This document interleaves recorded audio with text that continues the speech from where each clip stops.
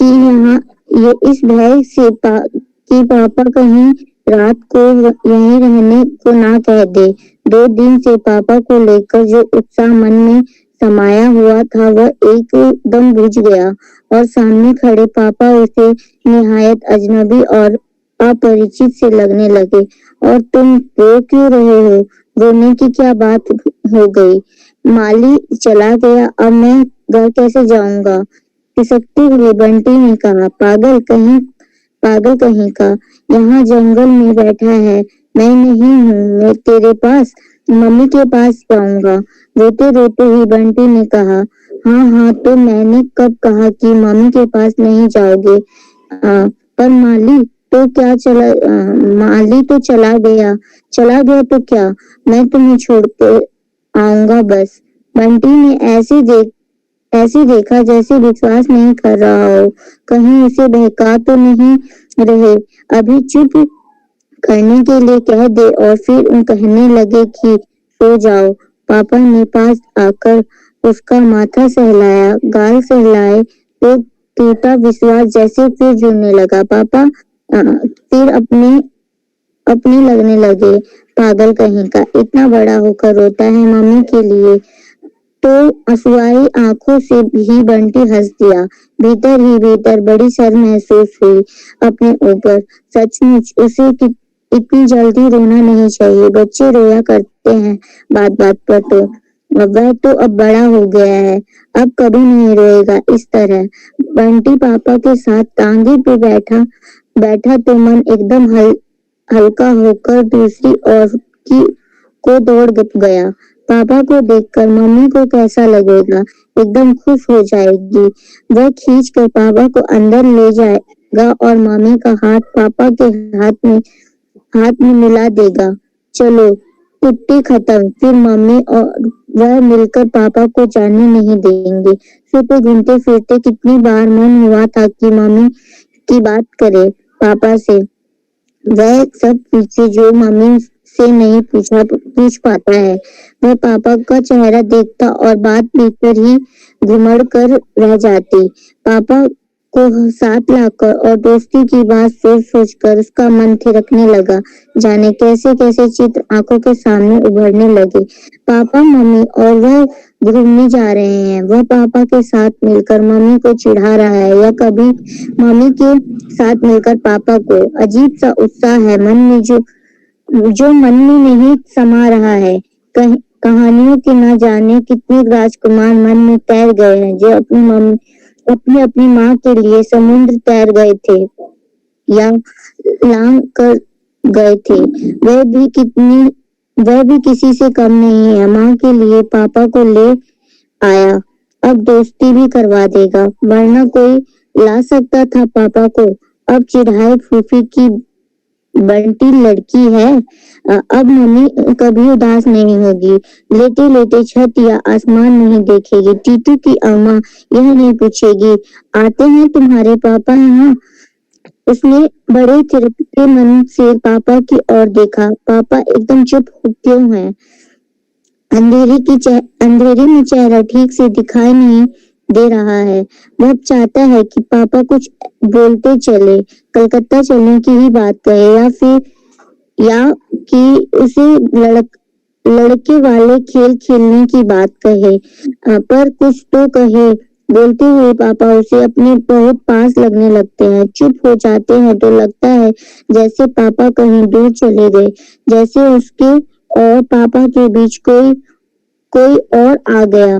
उसकी निकटता को महसूस करने के लिए उसने अनायास ही पापा का हाथ पकड़ लिया, पर पापा है कि बिल्कुल चुप। पापा की चुप्पी से बंटी के मन में अजीब तरह से बेचैनी घुलने लगी। कहीं दोस्ती की बात करते पापा चिल्लाने लगे, आंखें लाल लाल करके, तो पापा का वही चेहरा उभर आया। ऐसे चिल्लाते होंगे तभी शायद मम्मी ने कुट्टी कर ली होगी। बंटी ने फिर एक बार पापा की ओर देखा। अंधेरे में पापा का चेहरा दिखाई नहीं दे रहा। बस यही घर है, बाई तरफ वाला। कॉलेज के पास आते ही तांगा थम गया था। बंटी ने कहा तो तांगे वाले ने बाई तरफ को लगा दिया। बंटी ने हाथ और कस कर पकड़ लिया। हाथ पकड़े पकड़े वह टांगे से नीचे उतरा और एक तरफ से पापा को खींचता हुआ गेट की तरफ चला। उसे लग रहा था कि यदि उसकी पकड़ जरा भी ढीली हुई तो पापा पापा छूटकर चल देंगे। सड़क पर से वह चिल्लाया, मम्मी पापा आए हैं।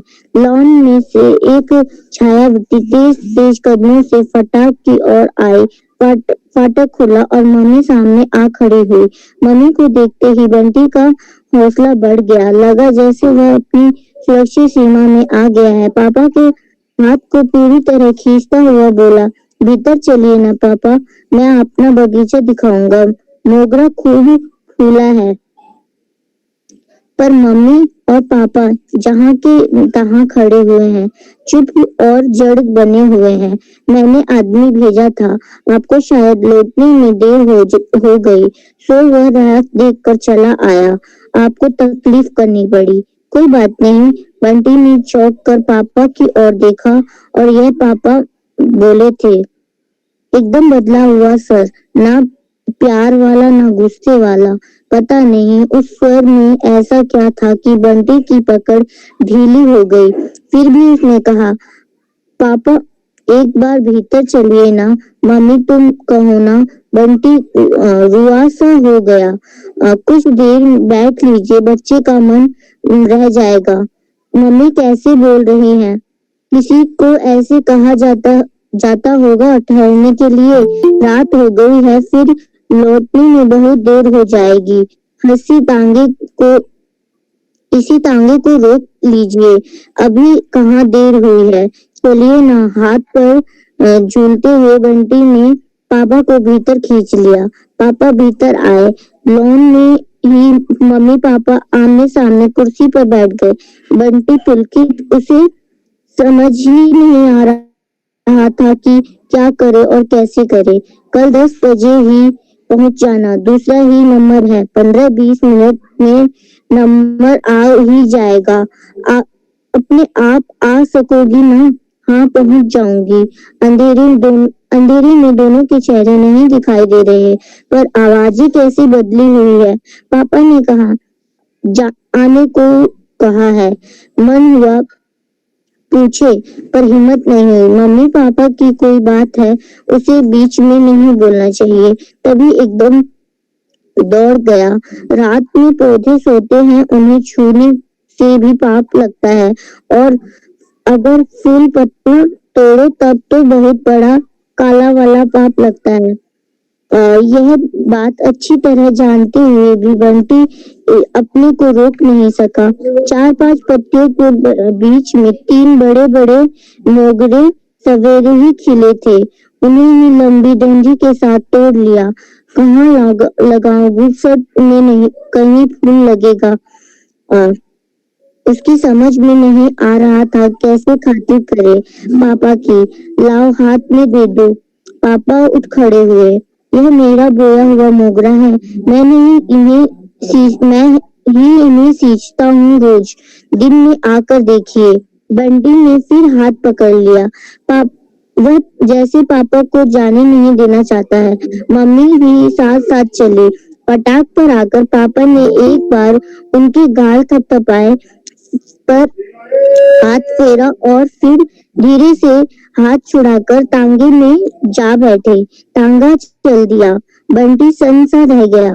मम्मी का चेहरा नहीं दिख रहा था, पर उनकी अपनी आंखों में आंसू आ गए, और आंसुओं के साथ साथ थोड़ी देर पहले मम्मी पापा के साथ रहने के चित्र मन में ही बने थे, सब बह गए। वह मम्मी और मम्मी पहले की तरह बिल्कुल अकेले अकेले। उसने बड़ी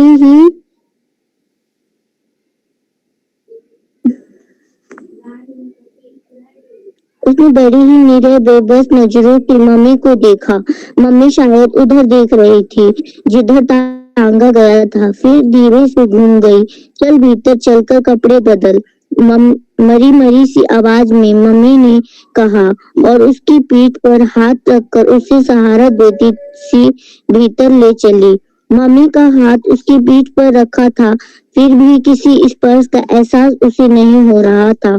कम से कम मम्मी के स्पर्श का नहीं। तो क्या मम्मी उससे नाराज है? सवेरे ही मम्मी उसकी आंखों के भीतर सामने एक बार फिर घूम गई। उसने कुर्सी पर रखे डिब्बे और किताबें उठाई और मम्मी के साथ साथ भीतर आया। कमरे में पहुंचकर जैसे ही बत्ती जलाई, बंटी ने देखा मम्मी की आंखें लाल हैं। मम्मी रोई है, शायद बहुत ज्यादा रोई है। जाने क्यों उसका मन उसका अपना मन रोने रोने को हो गया। एक अजीब सा अपराध भावना मन में घुलने लगी, जैसे वो कोई बहुत ही गलत काम करने आ रहा हो। वह मम्मी को छोड़कर क्यों गया? सचमुच अब मम्मी की तरफ देखने की हिम्मत भी नहीं हो रही है। मम्मी कुछ बोल भी तो नहीं रही, बस चुपचाप कपड़े निकाल कर धो दिए और ऐसे ही बाहर देखने लगी। शायद नहीं चाहती थी कि बंटी उनकी ओर देखे और एक बार उसका मैकोनू तो देखती। कितना बड़ा है। बदल लिए कपड़े, बस्ता भी अभी से जमा कर रख ले। सवेरे फिर जल्दी नहीं उठा गया स्वीटी, ये तो कितना है चैप्टर? कितना बड़ा है जिसे पढ़ रही हो, ये पार्ट का? मैम है अभी कितना? थोड़ा सा और है मैम, अच्छा, थोड़ा सा तो कर लो, थोड़ा उसके सा। बाद देख लेना जिसको जो डिस्कस करना हो। जी मैम। कहाँ गए? ओ मैं भूल गई थी। मम्मी ने जल्दी से बत्ती बुझा दी, उसे लेकर बाहर गई। बंटी और मम्मी के पलंग पास पास बिछे हुए हैं। वह बंटी हमेशा पहले मम्मी के पलंग पर ही सोता है। मम्मी कहानी सुनाती हैं, फिर दोनों दुनिया भर की बातें करते हैं। उसके बाद बंटी अपने पलंग पर आ जाता है। कभी कभी तो वह कहानी सुनते सुनते मम्मी के पलंग पर ही सो जाता है। मम्मी बाद में उसे उसके पलंग पर लेटा देती है। पता नहीं क्यों उसे लग रहा है कि आज वह जैसे ही मम्मी के पलंग पर सोएगा, मम्मी मना कर देगी, कहेगी अपने ही पलंग पर सो इतने बड़े हो गए हो, अभी तक मम्मी के साथ सोते हो, या ऐसे ही कुछ भी। एक क्षण वह दुविधा में खड़ा रहा, फिर धीरे से अपने ही पलंग पर लेट गया, इस आशा के साथ ही कि मम्मी उसे अपने पास बुलाएगी। उससे कुछ तो बात करेगी। आज सारे दिन उसने क्या क्या किया, कहाँ कहाँ घूमा, कहाँ घूमा, क्या खाया, पर मम्मी चुप। मम्मी शायद मुझसे नाराज है, तो डांट क्यों नहीं लेती? मैं क्या मना करता हूँ, पर कुछ तो बोले। वह तो पापा और मम्मी की दोस्ती कराने की बात सोच रहा था। अब तो मम्मी ने उससे कुट्टी कर ली है। उसकी आंखों में आंसू आ गए हैं, पर मम्मी उससे नाराज क्यों है? और क्यों का बोझ लिए लिए ही वह सारे दिन के थके मांदे बंटी की आंखें झपकने लगी और वह सो गया। गाल पर बह आए आंसू भी धीरे धीरे सूख गए। मैम हो गया। अब देखो, इसमें कुछ तुम्हें ऐसा कुछ पूछना हो, कुछ डाउट हो। तुम सारे पढ़ रहे थे, सबसे ही बोल रही हूँ। मैम हाँ, मैम इसमें वो उसको ऐसा क्यों लग रहा था कि जब वो अपने पापा के पास से आया तो उसको ये था ना कि उसकी मम्मी उससे क्वेश्चंस करे कि क्या क्या करा तुमने, क्या क्या हुआ, बट उसकी मम्मी बहुत डिफरेंट हो गई थी उस टाइम पर। अब बच्चा ये तो चाहता है ना कि मम्मी बोल नहीं रही है तो बोले, पूछे कि मैं पापा के यहाँ क्या किया, पापा ने क्या कहा, क्या खाया, क्या खेला, क्या कह रहे थे पापा, ये सब पूछे मम्मी। यही तो बात सोचेगा ना वो, क्योंकि बोल नहीं रही है। अगर वो कोई दूसरी बात करती तो नहीं सोचता ये सब कुछ वो, लेकिन वो तो कोई बात नहीं कर रही है क्योंकि वो अपसेट है, और अपसेट होना पापा को स्वाभाविक देख के है। ना मम्मी। अपसेट होना स्वाभाविक है, क्योंकि एक और बच्चा है जो पिता से बहुत अट्रैक्ट है, और कितना वो कह रहा था कि रुक जाओ, मत जाओ, तो वो जानती है कि बच्चा पिता को बहुत प्यार करता है, अपने पापा से अलग नहीं रहना चाहता, दूर नहीं रहना चाहता। जो एक संभावना बन रही थी कि शायद बच्चे की ही कारण वो वापिस आ जाए, अपना निर्णय बदल दे, तो वो तो और कह के गया है कि कल 10 बजे पहुंच जाना, 15-20 मिनट में ये नंबर आ जाएगा, अपने आप पहुंच जाओगी या नहीं पहुंच जाओगी, ये सब कंफर्म करके गया है। तो वो तो अपसेट है। एक तो वो चाहती नहीं है, पहली बात तो ये है कि उसको वो नहीं ठुकरा रही है ना अजय को, अजय ठुकरा रहा है शकुन को। एक बात ये, तो जो ठुकरा नहीं रहा है, जिसको जरूरत महसूस हो रही है, एक तो वो इसलिए अपसेट है, दूसरा इसलिए अपसेट है कि बच्चे के भविष्य का भी सवाल है, बच्चे को क्या गुजरेगी, बच्चे के मन पे क्या गुजरेगी, तो इसलिए वो अपसेट है, वो बात नहीं कर रही है। तो बच्चा को तो घुटन हो रही है, अब उस घुटन में वो ये सब चीजें सोच रहा है। और कुछ, और किसी का कोई क्वेश्चन? नो मैम, आज तो इसी को आगे कंटिन्यू कर ले, अभी हमारे पास तो टाइम होगा काफी। नेक्स्ट चैप्टर कितना है?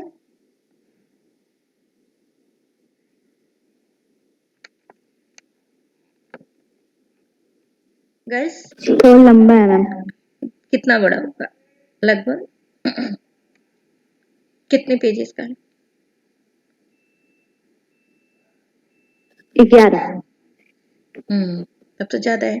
तो ऐसे करो, 2-3 पेज पढ़ लो, इसके बाद उतना डिस्कस करके और फिर आगे पढ़ लेंगे नेक्स्ट लेक्चर में।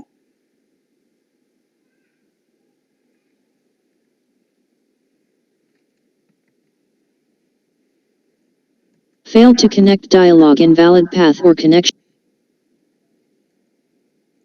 Meet teaching time camera or microphone recording button admit. Button view all 16 people in the call, including 10 more not shown here. Como me vai? सवेरे चिड़ियों की चहचहाहट से बंटी की नींद उचटी, आंखें बंद किए OBS 26.1 OBS 64 window. बदली, बिस्तर के अनछुए हिस्से की नमी भरी ठंडक सारे शरीर में एक फहराती सी दौड़ाती हुई उसे ऊपर से नीचे तक ताजगी से भर गई। नींद की दुनिया में वह असली दुनिया में आया तो कल का सारा दिन एक क्षण को खुमारी भरी आंखों के सामने कौंध गया। पापा के साथ बिताया हुआ दिन और साथ ही ख्याल आया मम्मी का। मम्मी की उदास सूजी सूजी सी आंखें बिना एक शब्द भी बोले उसे चुपचाप सुला देने, ना एक बार भी उसने पलंग पर आने को कहा, ना प्यार किया, ना सारे दिन के बारे में पूछा, कुछ पूछा पर क्यों, और कल की बात के साथ ही कल का क्यों भी उसके सामने आकर खड़ा हो गया। उसने करवट बदली, अभी तुम पढ़ दो। कोई नहीं पढ़ता स्वीटी, कोई बात नहीं, पढ़ने दो, पढ़ो तुम, आने दो थोड़ी बहुत डिस्टर्ब। जब कोई पढ़ने में इंटरेस्टेड नहीं है तो कोई क्या कर सकता है? पढ़ रही हूँ मैम, पढ़ रही हूँ। ओके, तो पढ़ो।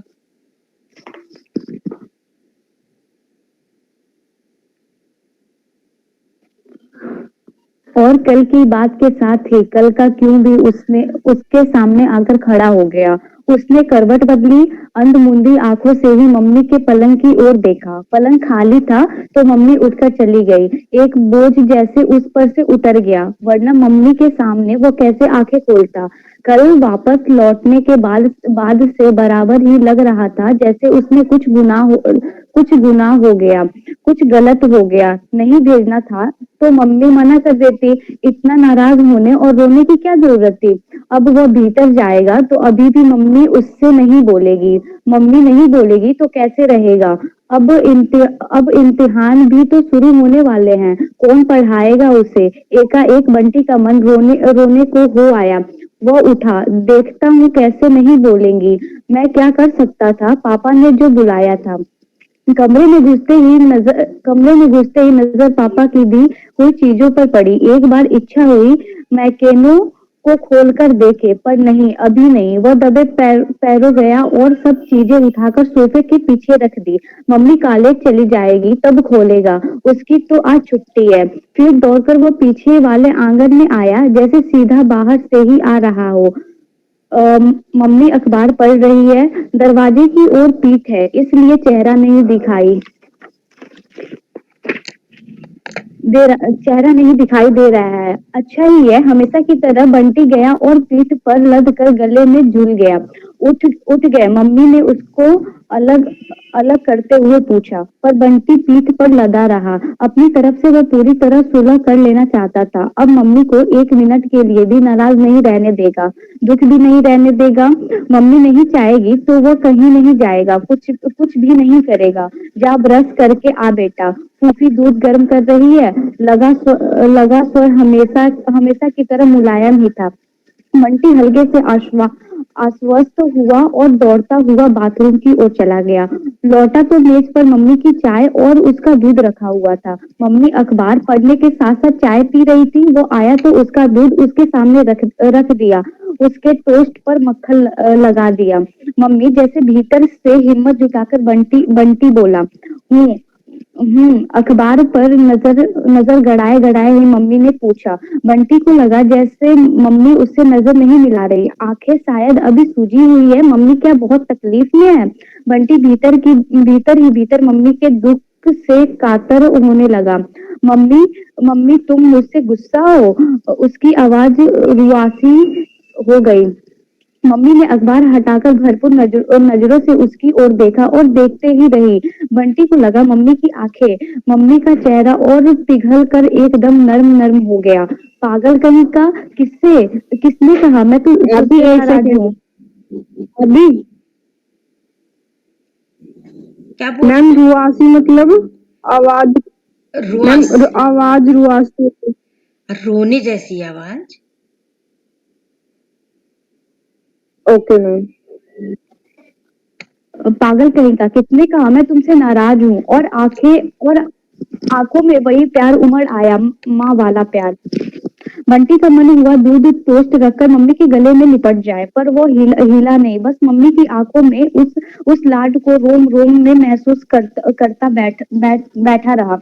लगा मन पर एक बहुत बड़ा बोझ था, वो उतर गया। मम्मी फिर अखबार पढ़ने लगी। धीरे धीरे उसके चेहरे पर फिर वही उदासी फैल गई। मम्मी उदास होती है तो सारा घर कैसा उदास हो जाता है। कमरे कमरे की हर चीज, हमेशा बकर बकर करने वाली फूफी भी जाने कैसे कैसे हो जाती है। बंटी बोले तो किससे बोले, करे तो क्या करे। तभी आंखों के सामने मैकेनो का वह डिब्बा घूम गया। नहीं, अभी नहीं, बिल्कुल नहीं। मम्मी ने हीरा लाल को बुलाकर कहा, हीरा लाल, आज हम कॉलेज नहीं आ पाएंगे। मिसेज कौशिक से कहना जरा देख लेंगी। जी बहुत अच्छा सरकार। हीरा लाल ने सलाम ठोका और चला गया। मम्मी को तैयार होता देख बंटी ने पूछा, मम्मी तुम कहाँ जा रही हो? एक क्षण को बिंदी लगाता हुआ मम्मी का हाथ जहाँ का तहाँ रुक गया। माथे पर बल पड़े, चेहरे पर एक अजीब सी उलझन आई। फिर धीरे से बोली, जरा काम से बाहर जाना है। पापा ने 10 बजे मम्मी को पहुंचने के लिए कहा था, पर कहाँ? मम्मी पापा के पास जा रही है तो उसे क्यों नहीं ले जा रही? पूछ ले, तुम पापा के पास जा रही हो मम्मी? मम्मी फिर एक क्षण को रुकी, फिर थोड़ी सख्त आवाज में कहा, कहाँ ना, काम से जा रही हूँ। न ले जाना चाहती है तो न ले जाए, झूठ क्यों बोलती है? कल उसके सामने ही तो पापा ने कहा था कि 10 बजे पहुंच जाना। मत बताओ मेरा क्या जाता है। सवेरे मन में जो एक अपराध बोध था, भय था, वो धीरे धीरे गुस्से में बदलने लगा। अच्छा है, कोई कुछ मत बताओ, मेरा क्या जाता है। मैं भी अपनी कोई बात नहीं बताऊंगा। इम्तिहान होगा तो यह भी नहीं बताऊंगा कि कैसा करके आया हूँ, तब पता लगेगा। फूफी से बात करके मम्मी चली गई। बंटी ने मुड़कर देखा भी नहीं, मम्मी के पास भी नहीं गया। हालांकि मन में बराबर उम्मीद थी कि जाते जाते एक बार मम्मी जरूर बुलाएंगी, कुछ कहेंगी, पर मम्मी चली गई। दूर होती घोड़े के घुंघरुओं की आवाज से ही बंटी ने जाने की मम्मी का तांगा चला गया। फनफनाता हुआ वो फूफी के पास गया। फूफी बताओ तो मम्मी कहाँ गई है? गई है बाहर झोंकने। बंटी अवाक सा उसका मुंह मुंह देखता रह गया। मैम बाहर झोंकने? भाड़ होता है जिसमें चने भुने जाते हैं। तो भाड़ जो बना होता है उसमें क्या होता है, थोड़ी थोड़ी देर में कुछ कुछ ईंधन डालते रहना पड़ता है, जैसे छोटी छोटी लकड़ियां और कई चीजें कुछ कुछ। खास तौर से जो फसल होती है ना, तो फसल का जो वो वेस्टेज होता है वो मैं गांव की लैंग्वेज में जानती हूँ, हिंदी में तो जानती नहीं हूँ क्या होता है। जैसे मूंग है, मूंग की फसल को जब वो करा जाएगा, मड़ाई करी जाएगी, मूंग निकल आएगी, तो उसका जो वेस्टेज होता है उसको मान लो जिंगरा बोलते हैं हमारे यहाँ गांव में। तो उसको थोड़ा थोड़ा डालते जाएंगे, वो इसलिए कि आग ठंडी न पड़ने पाए। आग ठंडी नहीं पड़ेगी, अच्छे से भाड़ तपा हुआ रहेगा, तो जैसे ही उसमें चने डाले जाएंगे वो चिटपिटा के और बढ़िया से भुन जाते हैं। तो भाड़ को कंटिन्यू थोड़ी थोड़ी अच्छा, जैसे भूजा वगैरह बोलते हैं वही? यस यस यस, जो भूजा बोलते हैं बिहार में, राइट, ध्यान आ गया मुझे। बिहारी है। हाँ, मैं तो बुंदेलखंडी हूँ तो मुझे वहीं का सब ध्यान रहता है। तो भूजा बोलते हैं, तो भूजा को जो भाड़ में भूजा जाता है, तो कभी तुम देखना वो भाड़ अगर अब चलते होंगे, तो अब तो कई चीजें चलते हैं मैम, चलते हैं मेरे चलते हैं घर ना, के पीछे। तो उसमें थोड़ी थोड़ी देर में डालते रहना पड़ता है। उसको बोलते हैं भाड़ झोंकना। जो ईंधन हाँ थोड़ी थोड़ी समझ गए देर में मैम। डालना होता है ना, झोंक करके डाला जाता है ना, दूर से फेंक के, वो तो बहुत आग होती है उधर, तो इसलिए झोंकने जैसा डाला जाता है। ये थोड़ी दूर से झोंक दिया मतलब फेंक दिया उसके ऊपर, उसको बोलते हैं झोंकना। तो भाड़ झोंकने गई है उन्होंने कहा, क्योंकि ऐसा कोई काम नहीं करने गई है जिससे कोई लाभ होने वाला है, कोई सुख शांति मिलने वाली है। तो भाड़ झोंकने जैसा ही काम है ना। अगर किसी को कहा जाए बैठ और इस पे थोड़ी थोड़ी देर में भाड़ झोंकते रहना, तो उसे क्या होगा, गर्मी के दिन होगा तो गर्मी बहुत महसूस होगी, और बैठे बैठे आग की लौ में बैठा रहेगा, झोंकता रहेगा, हासिल ज्यादा कुछ नहीं होगा, सिर्फ एक वो बोझा जैसा काम होगा ना भाड़ झोंकने वाले के लिए। तो कुछ ऐसा ही काम है जैसे भाड़ झोंकने वाला काम, क्योंकि फूफी जानती है कि वो आज साइन, आखिरी साइन करने गई है, इस साइन के बाद उन दोनों का तलाक हो जाएगा। जी मैम। क्या बक रही है? हम कहते हैं तुम यहाँ से चले जाओ बंटी भैया, हमारे तन बदन में आग लगी हुई है।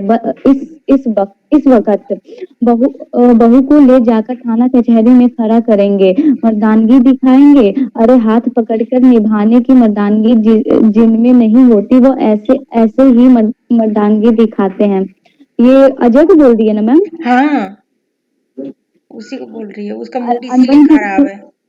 अच्छा, अनबन किसमें नहीं होता? तो क्या ब्याही औरत को यूं छोड़ दिया जाता है? तब से तुम बकर बकर किए जा रही हो, बताती क्यों नहीं कि मम्मी कहाँ गई है? अब ये सब बातें बंटी की समझ में थोड़ी ना आ रही हैं, वो तो इसीलिए। बच्चा है ना। हाँ, हमें नहीं मालूम कहाँ गई है, पूछ लिया होता ना अभी। तुम हमारे सामने से चले क्यों नहीं जाते हो? नहीं, हम चार चार बात अभी तुम्हें भी सुना देंगे, समझे? है सुना देंगे। बड़ी आई है सुनाने वाली, कोई मत बताओ मुझे कि क्या क्या बात है। गुस्से से भनभनाता हुआ बंटी कमरे में आया। ब्याही औरत छोड़ने की बात का अर्थ तो फिर भी उसकी समझ में आ गया था, पर थाना कचहरी की क्या बात है? एकाएक चाचा की कुछ बातें मन में उभरी। यह सब चाचा का ही चलाया हुआ चक्कर है, वकील है तो यही सब करेंगे। थाना कचहरी में मम्मी को पुलिस ने ही रख लिया तो एक अजीब सी दहशत उसके मन में भरने लगी। सब कुछ जान लेने की अब एक बच्चा आतुरता इतना और ही समझ सकता है कि थाना कचहरी का मतलब पुलिस उलिस का कुछ चक्कर है, और ये कौन करा रहा है, ये वकील चाचा ही होंगे, और कौन कराएगा ये सब काम। और जो ब्याही औरत छोड़ना की मम्मी की शादी हो चुकी है और ऐसे में शायद छोड़ रहे हैं, मतलब जितना जितना समझ सकता है बच्चा उतना ही समझेगा ना। हम लोगों को तो, मुझे जहां तक मालूम है कि हम शायद ये सब बातें, हम तो 15 16 17 साल तक भी नहीं समझते थे। मुझे तो लगता था है कि शायद मैं 18 20 साल तक भी नहीं समझती थी। तो ये बच्चा कहाँ से ये सब चीजें समझ जाएगा। मतलब जितना बंटी समझ पा रहा है, मुझे लग रहा है कि मैं भी उसकी दुगनी उम्र तक इतना ही समझ सकती थी। ये बहुत ही मतलब विडंबना की चीज है कि बच्चे को तो समझ नहीं आ रहा और बच्चे को कोई क्या क्या बताए, क्या क्या समझाए कि वो क्यों रहा है, वो कैसे समझ सकता है इन समस्याओं को, इन जटिलताओं को जो बड़े लोग अपने बीच में पाल रहे हैं। गलती जो भी कर रहा है उसका, जो गलती कर रहा है उसका जो परिणाम है, दूसरा ना गलती करने वाला तो चलो जो भोग रहा है भोग रहा है, लेकिन बच्चा तो दोनों तरफ से पिस रहा है। माँ का मूड खराब हो रहा है तो भी बच्चा पिस रहा है, फूफी का मूड खराब हो रहा है तो भी उसे समझ नहीं आ रहा कि कोई कुछ तो नहीं बताता उसे, जबकि बच्चे को लगता है कि उसे समझदार समझा जाए, उसे हर बात बताई भी जाए और उससे हर बात पूछी भी जाए, उससे सलाह ली जाए, वो जो कहे उसका महत्व समझा जाए, उसका सम्मान किया जाए कि हाँ हमारा बेटा हमारी बेटी तो बहुत होशियार है, बहुत समझदार है, तब उसका उत्साह बढ़ता है। तो ये सब तो यहाँ नहीं हो पा रहा है। यस, अभी टाइम क्या हुआ है अभी? मैम 10:36 हो रहा है 10:30। कितना? मैम 10:36 हो रहा है, 37 हो गया अब। ठीक है, अभी ये कौन सा पेज पढ़ रहे हो? मैम अभी 5वां अध्याय भी पढ़ लिया। 5वां पूरा हो चौथा गया? पेज, 5वां। अभी चलेगा? मैम अभी बहुत लंबा चलेगा। हाँ तो कोई नहीं, नहीं 5वां पेज, जी मैम। 5वां पेज मतलब कितना बचा हुआ है? मैम 3 5वां पेज ही बचे हैं, अध्याय। मतलब ऊपर से थोड़ा सा पढ़े हैं। इसको कंप्लीट हाँ कर हाँ तो देते हैं इसे मैम। कंप्लीट करो बिल्कुल। हाँ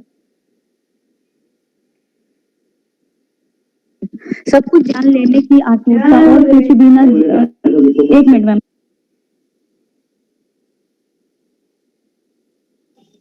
सब कुछ जान लेने की आतुरता और कुछ भी न जान पा सकने की विवशता से बंटी को रोना आ गया। मैं भी पापा से खिलौने से लूंगा, जरूर खेलूंगा। जिसको गुस्सा होना होए गुस्सा। बंटी ने सोफे के पीछे से सब चीजें निकाली और मैकेनो का डिब्बा खोलकर बैठ गया। अच्छा है मम्मी आकर देखे, चल कर नाश्ता कर लो अब ये फूफी भी रोकर आई है। अच्छा है सब रो खूब रो, पर उसे कुछ मत बताना। वो होता ही कौन है किसी का। मेज पर दूध दलिया और एक सेब कटा हुआ रख दिया। देखते ही बंटी फिर भबक उठा और फिर वही दूध दलिया। मैं नहीं खाता रोज रोज सड़ा दलिया। और गुस्से में आकर बंटी ने दूध दलिये की टोकरी उछाल दी। जलन सी आवाज आवाज कमरे में गूंजती हुई सारे घर में फैल गई। अजीबोगरीब किस्म के नक्शे बनाता हुआ दलिया सारे कमरे में यहाँ से वहां तक बिखर गया। पूरी तरह तैयार होने के बावजूद एक क्षण को बंटी जैसे अपने किए पर सहम गया। फेंको खूब फेंको, सारी चीजें उठाकर फेंक दो, आखिर तुम किसी से कम हो। यह तो एक बहूजी है जो हमारे पीछे जान हलकान किए रहती है, नहीं तो। चुप कर बंटी पूरी ताकत लगाकर चीखा। चुप रहे वह जिसकी जीभ नहीं है। आने दो मम्मी को, यू का यू पड़ा रहने दूंगी यह सारा दलिया। देखो तो तुम्हारे कारनामे। अभी अभी से तुम्हारा यह हाल है तो बड़े होकर पता नहीं क्या सुख दोगे अपनी महतारी को। बंटी ने अपनी बंदूक उठाई और फूफी को यो तो बख्ता छोड़कर बगीचे में आकर दनादन दागने लगा। ठाए ठाए पेड़ों पर कौवे और चिड़िया उड़ गए और चारों ओर कुछ भी समझ में न आने वाली आवाजों का शोर फैल गया। मैम हो गया। अब तुम ये देखो कि जो बच्चे इस तरह से डिस्टर्ब रहते हैं वो इन हरकतों से शुरुआत करते हैं जो बंटी कर रहा है। अब उसके अंदर इतनी खीज मची कि उसको मतलब इतना आउट ऑफ कंट्रोल हो गया कि उसने दलिया पटक दिया और जाके बगीचे में बंदूक घालने लगा। तो ये दागने लगा। हाँ तो एक बच्चे की ये शुरुआत है। अब ये तनाव जैसे ही कंटिन्यू रहता जाएगा उसी तरह बच्चे की अजीबोगरीब हरकतें भी होती चली जाएंगी। तो जो बच्चा एक नॉर्मल नहीं बन पाया, इंसान नहीं बन पाया, फिर उसने आगे बढ़ कर के कैसी कैसी हरकतें करी, उसमें तो सब कुछ बताएगा कि वो टेररिस्ट हो गया, कि वो नक्सली हो गया, कि वो गुंडा हो गया, ये बदमाश बना। पर किसने बनाया? इस पर भी तो विचार होना चाहिए कि कोई, बल्कि मैं तो ये भी कहती हूँ कि जो ये समाज में रेप वगैरह होते हैं, वो क्यों होते हैं? वो इसीलिए होते हैं कि बच्चों को वो माहौल, वो शिक्षा, वो संस्कार मिलते ही नहीं जो उन्हें मिलने चाहिए। वो अपनी पसंद का खाने को तो चलो अलग बात है, कह सकते हैं कि रोज उनकी पसंद का नहीं मिल सकता, लेकिन वो अपनी पसंद का पहन नहीं सकते। अगर तुम ये कहना चाहते हो कि ये ड्रेस ऐसी नहीं पहननी चाहिए, तो उसे समझाया जाए कि वो क्यों नहीं पहननी चाहिए, ना कि सिर्फ डांट दिया जाए कि तुम्हें ये नहीं पहनना है। तुम्हें शुरू से क्यों नहीं बताया जाता कि लड़कों को क्या करना चाहिए, कैसे लड़कियों के साथ पेश आना चाहिए। बच्चों को जो करने का मन है, जो पढ़ने का मन है, तो वो क्यों ना करने दिया जाए। तो कहने का मतलब कुल मिला के उनका जो मनोविज्ञान है, जो मनोविकास है, वो बचपन से ही कुंठित होने लगता है।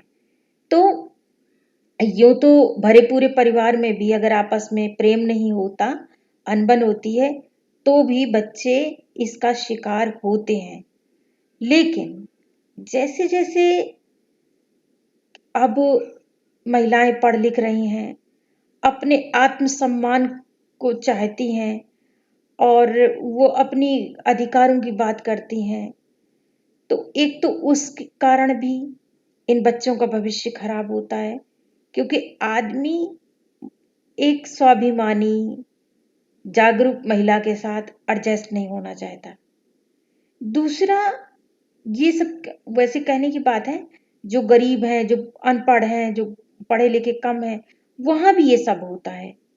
मैंने कई ऐसी स्त्रियां देखी कि जो कोर्ट में कह चक्कर लगाते हुए बताया मुझे मिली कि कुछ नहीं, ऐसे मामूली से लोग हैं, कोई दुकान लगाता था, कोई रेडी लगाता है, कोई हलवाई है, कोई कुछ है।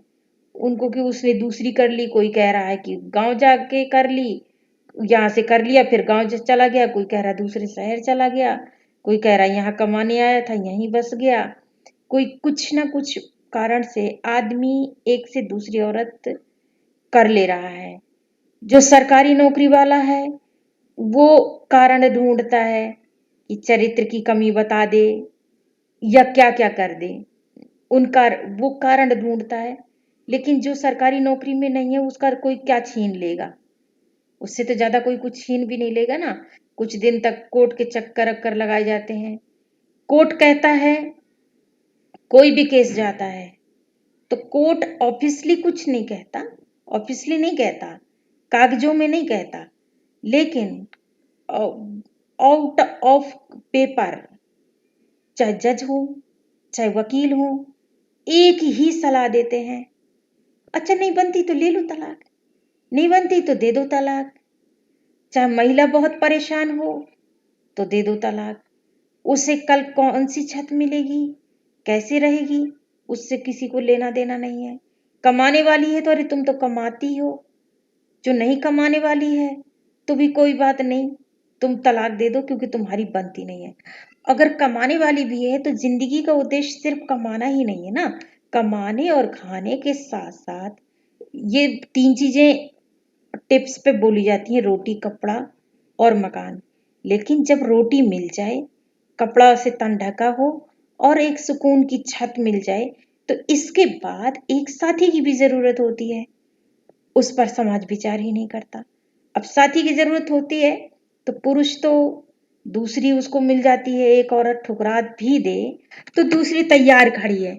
लेकिन औरत को दूसरा अगर मिल भी जाएगा ना, तो वो भी उसका मिसयूज करके ही आगे बढ़ जाएगा, साथ देने के लिए नहीं आएगा, साथ कंटिन्यू लंबे टाइम तक नहीं देगा।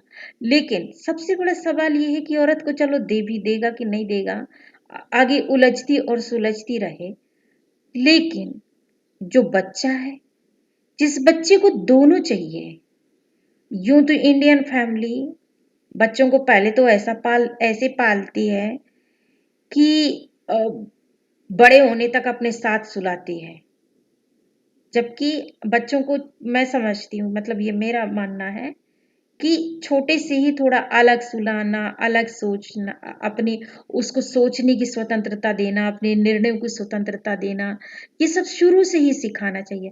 यहाँ तो कॉलेज में भी पेरेंट्स को लेके आओ, मेरे कॉलेज में तो खुद ही पेरेंट्स को लेके आओ, हर बात पे पेरेंट्स साइन करेंगे, पेरेंट्स बीच में आते रहते हैं, जबकि पेरेंट्स को वहीं तक रहना चाहिए एक मार्गदर्शक के रूप में, एक दिशा निर्देश के रूप में।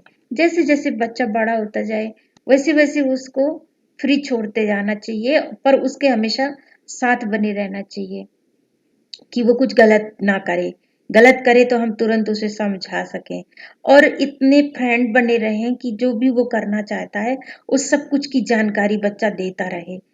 तो ये तो नहीं करते, हर चीज में बताते हैं कि नहीं ये करना है, ये सही है, और ये करना ये नहीं है, ये गलत है। और 10-10, 12-12 साल तक तो अपने साथ सुलाते हैं, और अगर उन्होंने कुछ ऐसा कर लिया, कोई ऐसा कदम उठा लिया जो पति पत्नी दोनों अलग हो गए, तो उस बच्चे पे फिर क्या गुजरती है। क्योंकि इंडियन फैमिली बच्चों को हर टाइम अपने साई में रखती है, हर टाइम। तो हर टाइम जब जो बच्चा साए में रहेगा, उसमें जब ये बिखराव आना शुरू होता है, तो और दूसरे परिवारों में तो नहीं हो रहा है, तो उन्हें देख कर कि जिस बच्चे को ये सब नहीं स्नेह मिल पा रहा है, दोनों पेरेंट्स का साथ नहीं मिल पा रहा है, उसमें फिर हीन भावना घर करती है। क्योंकि हमारा समाज, हमारी परंपराएं ऐसी नहीं है। तो यहाँ का जिस तरह समाज है, उस हिसाब से यहाँ पर बच्चों में ज्यादा ही बुरा प्रभाव पड़ता है। जहाँ के समाजों में शुरू से ही बच्चों को फ्री छोड़ा जाता है, तो वहाँ हो सकता है कि कुछ कम पड़ता हो। मैं ज्यादा कुछ कह नहीं सकती, क्योंकि वहाँ के वातावरण में रहकर जब तक ना देखो प्रैक्टिकली, तब तक नहीं बता सकते कि सचमुच वहाँ के बच्चों पर इसका प्रभाव पड़ता है कि नहीं पड़ता है, उनके लिए सब कुछ नॉर्मल होता है कि नहीं। बट इंडियन समाज अपना ऐसा है कि जहाँ पे बच्चों को हर टाइम अपने गाइडेंस में रखा जाता है, तो अपने स्नेह में रखा जाता है हर टाइम। तो ऐसे में जब ये फैमिलियां टूटती हैं, तो बच्चों का जीवन सबसे ज्यादा प्रभावित होता है, महिलाओं का होता है। लेकिन बच्चे तो अभी नागरिक बनने की जो एज पे हैं, अभी तो उन्होंने अपनी भूमिका भी नहीं निभाई है इस संसार में, इस समाज में। भूमिका निभाने से पहले ही वो अब नॉर्मल हो जाते हैं, मतलब मानसिक उलझनों का शिकार हो जाते हैं। उन्हें पता ही नहीं, वो जिस चीज की उनको धुन सवार हो जाती है, बस वही करने लगते हैं, सोच समझकर क्या सही क्या गलत करना चाहिए। जो कुछ वो करने जा रहे हैं, उसका उनके देश, राष्ट्र, समाज पर क्या प्रभाव पड़ेगा, वो सब रह ही नहीं पाती है क्षमता। तो वैसे तो मेरा यही कहना रहता है कि ये समस्या युगों पुरानी है, परिस्थितियां अलग थी पहले, अब अलग हैं। पहले समाज में इतनी बात नहीं होती थी, अब हो रही है। पहले इन बच्चों पर लिखा कम गया है, अब लिखा गया है। पहले ज्यादातर जो भी लिखा गया, पुरुषों की नजरों से लिखा गया, पुरुषों ने लिखा, तो जो उन्हें ठीक नहीं लगा वो दबा गए, अब स्त्रियां लिख रही हैं। तो ये फर्क है। बाकी ये चीजें पहले से हो रही हैं और बहुत गंभीर है। और किसी का कोई सवाल है? नहीं तो फिर अटेंडेंस लिया जाए। Failed to connect.